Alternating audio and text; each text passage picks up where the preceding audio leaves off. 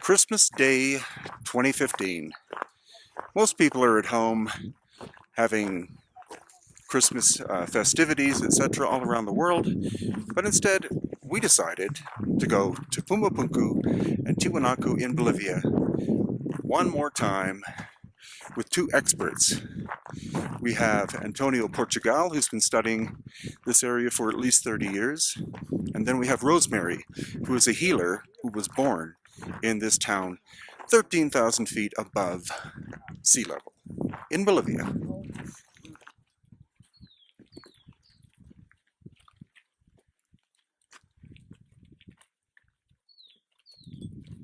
Can you hear me right now? No. I mean, this is on what they. Right, this is the seventh. This is the seventh level. This is the seventh level. Yeah, This it's is the upper. top. Top.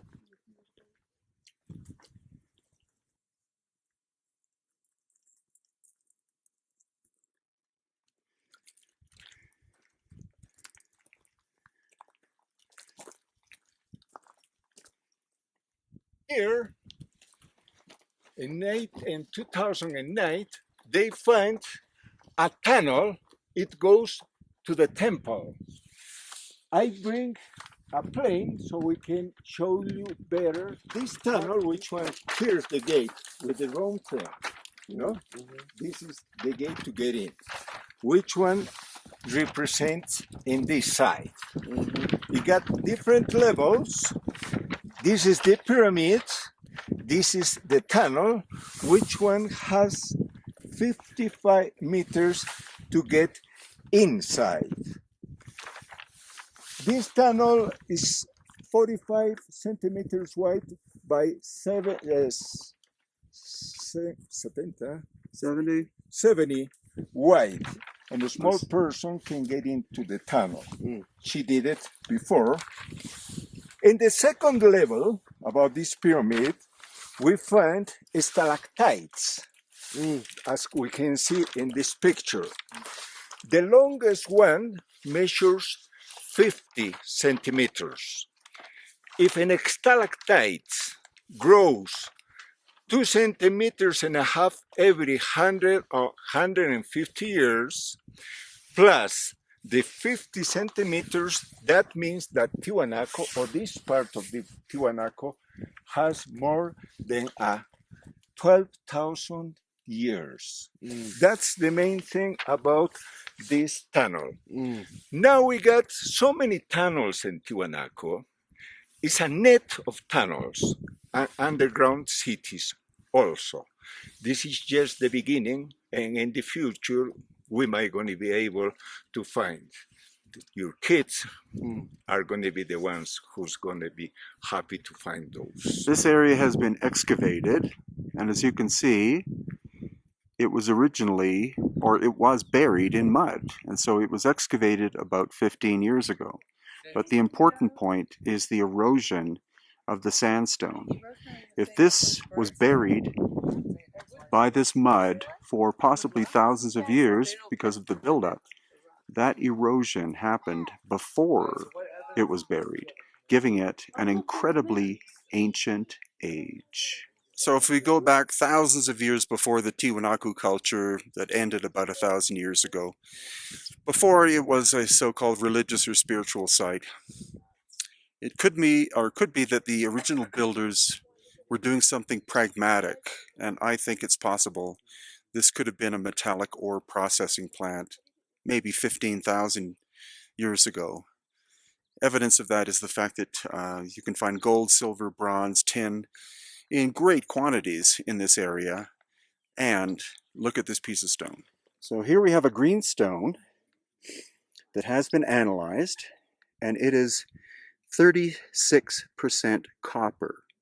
If you were to melt this stone down, you would have a separation of copper, possibly trace elements or trace bits of gold and silver as well, and then you would have the silicates and other sand-like things separating. An Australian mining engineer called Tony looked at this, or Anthony, and he said, if you flip this thing upside down, it looks like a channel that could move water, and if it was moving water, it could be moving water and metallic ore, and the ore itself would focus itself into the center, and that way you could move the sluice into some kind of container for further processing. A year ago, the area that I'm standing on was 3 feet lower than it is today. They did an archaeological dig here, and I witnessed what they were exposing, which was more stone underneath. But instead of continuing the excavation, they didn't only rebury it, they reburied it and filled it in by 3 feet, supposedly to protect the site, one would guess, but maybe to hide the evidence. So Rosemary, who was born here at Tiwanaku, had a very good spiritual explanation of how this was used by the Aymara people, or probably still is, possibly the Tiwanaku people before. This sunken temple is sunken because it represents the underworld, represented by the serpent, which is wisdom. And then the Kalasasaya, which is on the main land, is the middle world. That's the modern day, that's the here and now kind of thing. And that's represented by the Puma. And then the Akapana pyramid is upper, and that represents the upper world. Also, the underworld is the subconscious, middle world the conscious, the upper world there, superconscious. So when you have subconscious, conscious, superconscious, you have a complete mind and one of profound power. Unfortunately, this was all reconstructed in the 1950s to the 1980s, but look at the level of erosion on this stone. It doesn't look like it's rain or wind and sand in this area. It looks literally like water was lapping against it for hundreds or if not thousands of years. And contrary to popular knowledge, Lake Titicaca, which is about 8 miles that way, is incredibly dynamic. It has gone up and down by at least 100 feet, if not more, over the course of thousands of years. And as odd as it sounds, it is possible that these vertical monoliths existed at the time when the lake level was high enough to lap at the shore or lap at the stone, causing some of this erosion. So again, the site was not started 2,000 years ago. It could be many, many more thousands of years older than what standard academia, as usual, will recognize. And they talk about sunken chambers or underground chambers here at Tiwanaku, and here's the evidence of one. This could maybe just be part of it. You have interlocking stone, no mortar, and this is the great andesite that comes from the quarry, which is by some estimates 70, other estimates 120 kilometers away. This is one of the most important monuments that we have in Tiwanaku. In America, there are just 2 calendaries. One is in Mexico and the other is here. But today, I'm going to show you one of the most important phases of this gate.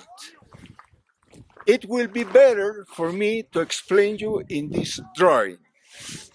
The importance of this is that Viracocha is in his knees in the pedestal holding 2 staffs of power.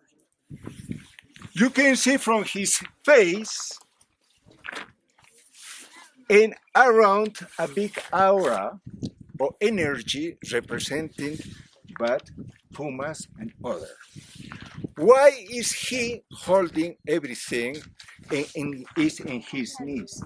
Because a human being will born. This is anthropologic figure with the tail of the fish. But this is so important that is guarded by 10 animals or zoomorphic figures. 4 pumas in the top, and 6 serpents with the head of the puma, guarding until he will born by this hole. I was asking a lot of archaeologists and researchers what did that represent. I'm very sure nobody knows it. I leave in your heart to think what it could be this figure.